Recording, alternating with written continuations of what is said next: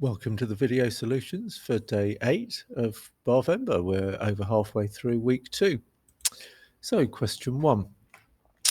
Now, always with these easier questions at the start, don't worry about the fact that you can solve them without the bars. These are really good instructional questions for making sure that your drawings are good. And one of the tips that we always give students here is please work in pencil, because the way you start drawing your bar may not be how it ends up once you've read all the information in the question. And the question here is very much like this. So let's see how we go. So Annie bakes 17 cookies. So I'm going to have one bar for all of Annie's cookies here. There's a bit of a story as to what happens to them. It's what we call a part whole model. So the whole of the cookies is the 17. So she eats 2 cookies.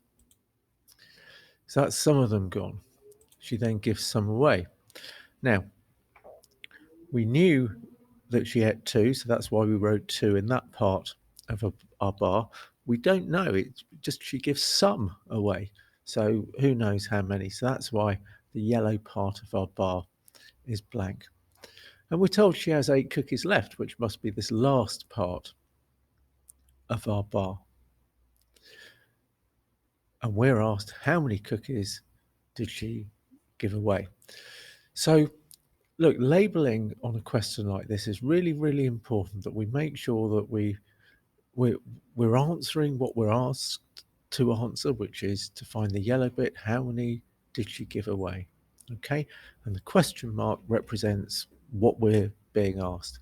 So this is a lovely picture at the end of the bar modeling exercise in order to solve it, and I'll let you follow through the maths yourselves.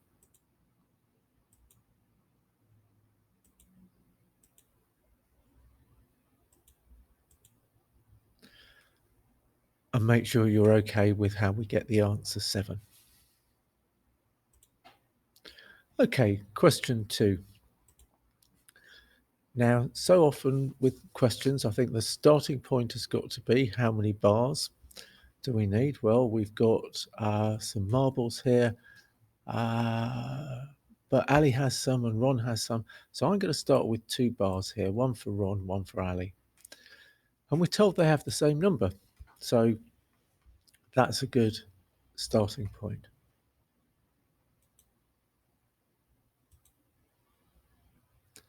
Ali gives Ron 18 marbles. So here are the 18 marbles that Ali's going to give Ron. And so we're going to have to change our model a little bit, because part of Ali's bar is going to go over to Ron's bar. So always work in pencil so you can make these changes and you can see what you've done. Now we're asked, how many more marbles does Ron now have than Ali? That's our famous double-headed arrow. And we keep seeing this: how much bigger, how much smaller, how much older, how much younger, what's the difference? So let's now follow through the maths, see what happens.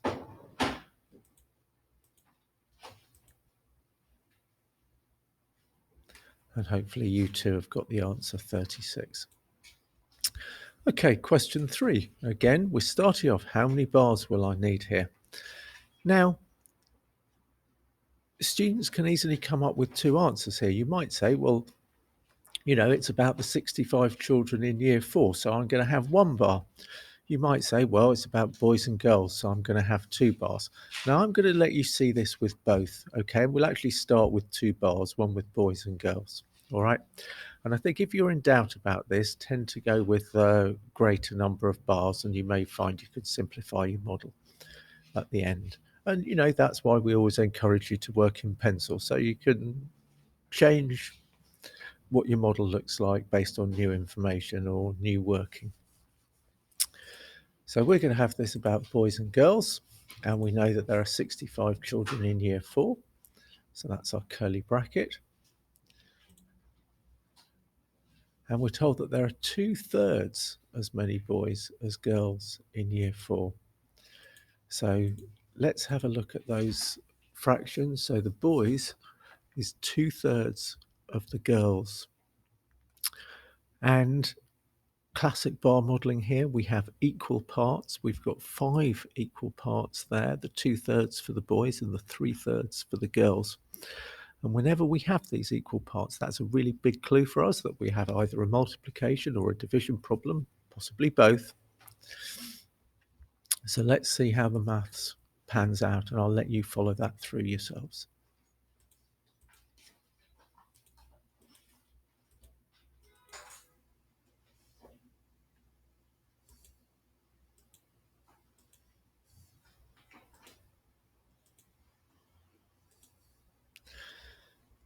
So as we saw, there was a division calculation and indeed a multiplication calculation as well.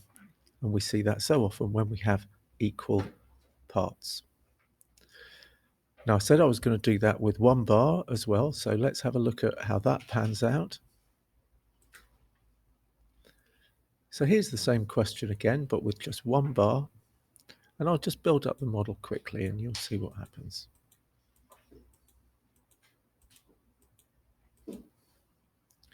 So there we have it, labelled in exactly the same way, but just laid out side by side instead of above and below one another.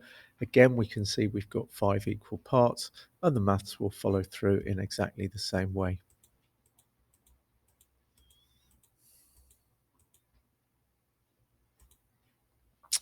Okay, question 4.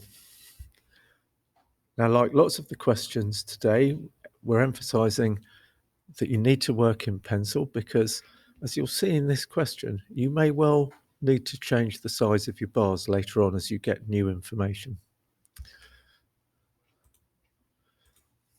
So I've got 2 bars here for Mo and Amir, and line 1 there tells me that they have 252 in total. Mo spends 50% of his money. Well, that's a half, isn't it? So we see Mo spending half his money. We don't even know whether Amir's got more or less than Mo. As it happens, the bar here is drawn showing that Amir has more than Mo. We don't know that at the moment. But what we are asked at the end is how much money did Amir have at the start? So we've made sure that our bar is labelled that way. So the next line of our problem, this one, Amir spends 3/5 of his money. So there's our Amir's bar divided into 5 equal parts, and we see him spending 3 of them. Now we have this key line here. They now have the same amount of money left. Now, of course, this has been drawn cleverly, so we actually find that this indeed is the case. But you may find that it's not the case in the way you've done your drawing. But if you've worked in pencil, you can now change your drawing a little bit so these 2 lines here line up to show that these 2 amounts are equal, that Mo's remaining half and Amir's remaining 2/5 are the same. Okay, now you need that to be the same because of what's going to come now, because we need to be able to see that Mo's halves can be made up of 2 parts, each the same size as Amir's parts. Okay, and so we can actually see that this question is now about 9 equal parts, even though 9 doesn't appear anywhere in the question. So I'll let you follow the maths through.